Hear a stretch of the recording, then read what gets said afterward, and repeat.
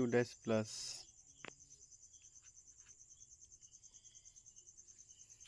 তাৰ পিছত যাব u dash plus profile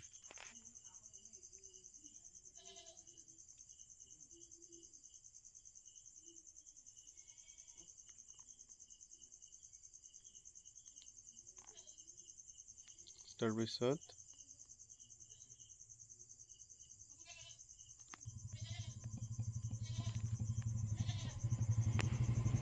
তাত আপোনালোকৰ স্কুলৰ u dash আৰু u dashৰ পাছৱৰ্ডটো মাৰি দিব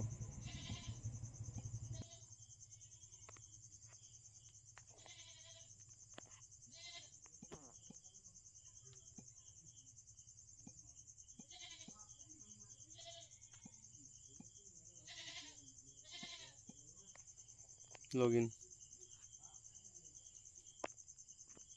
তাৰ পিছত একেবাৰে ওপৰটো প্ৰফাইল এণ্ড ফেচিলিটি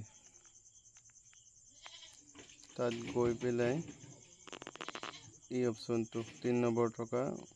1.40 to 1.55 এটোত মাৰিব তাৰ পিছত গৈ